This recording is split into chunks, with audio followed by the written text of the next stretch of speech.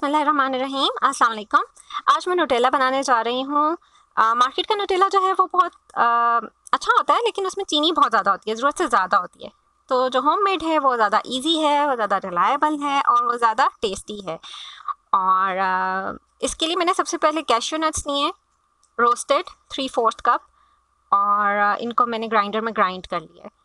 Roasted cashew nuts की अगर आपको रेसिपी चाहिए तो आप डिस्क्रिप्शन बॉक्स में चेक कर लिएगा, मैं वहाँ पे लिंक पोस्ट कर दूँगी। और इसके बाद इसको छलनी में छान लेंगे हम, जो इसका पाउडर हमने बनाया उसको हम छलनी में छान लेंगे। ये एक छोटा सा स्टेप है जिसको करने से आपकी जो एंड प्रोडक्ट है वो बहुत अच्छी क्रीमी और स्मूथ बनेगी। अक्सर रेसिपीज इसको स्किप कर देती हैं, लेकिन आई वुड रिकमेंड कि आप इस स्टेप को करें। फिर इसमें मैंने हाफ़ कप जो है कोको पाउडर डाला है।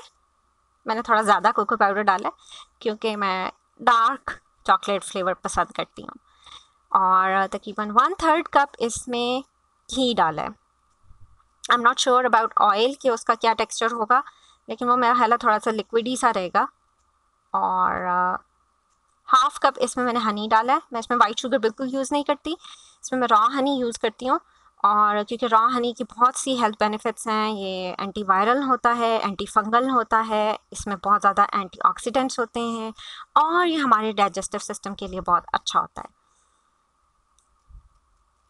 और इसमें मैं 2 कप मलाई डाल रही हूँ, जो हम दूध को बॉयल करते हैं और उसके ऊपर जो मलाई की लेयर आ जाती है ना, ये वो वाली मलाई है।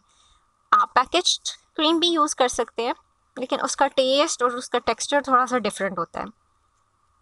मैं इसको प्रेफर करती हूँ क्योंकि इसमें कोई एडिटिव्स नहीं होते, कम से कम प्रोसेस्ड चीज़ें हों, उतनी आपकी हेल्थ के लिए अच्छी हैं। और इसमें थोड़ा सा, बस तकरीबन आधी चाय की चम्मच वनीला एसेंस डाला है, just to add a flavour. वैसे ना भी डालें तो इट्स ओके। और स्पून और स्पैचुला से इसको अच्छी तरह मिक्स कर लें, ताकि वरना कोको पाउडर जो है ना वो नीचे बैठा रहेगा और जल सा जाएगा। फिर इसको आपने माइक्रोवेव में 1 मिनट 30 सेकेंड्स पे गर्म कर लेना है, डिपेंड अपॉन योर माइक्रोवेव। बस इतना गर्म करना है कि ये जो क्रीम है वो सारी मेल्ट हो जाए और घी सारा मेल्ट हो जाए और ये इस तरह का बबली सा आपका टेक्सचर आ जाए।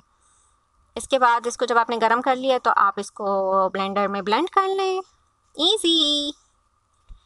और ब्लेंडर में ब्लेंड करने के बाद इसको आप अपने किसी भी जार में जो है वो डाल लें और रेडी टू ईट। जब आप इसको फ्रिज में रखेंगे तो ये थोड़ा सा सख्त हो जाएगा, अच्छा सा स्प्रेडेबल इसका टेक्सचर आ जाएगा। इसमें कोई प्रिजर्वेटिव्स नहीं है, कोई कलर्स नहीं है, कोई वाइट शुगर नहीं है, कोई आर्टिफिशियल ट्रांस फैट्स नहीं है। It's totally homemade.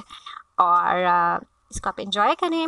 ये आराम से 2 हफ्ते फ्रिज में निकाल देता है, बट मेरा नहीं ख्याल कि इतनी देर तक बचेगा।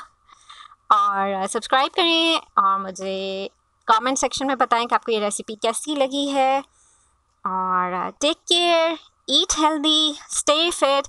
I'll see you soon with some new recipe. Allah Hafiz.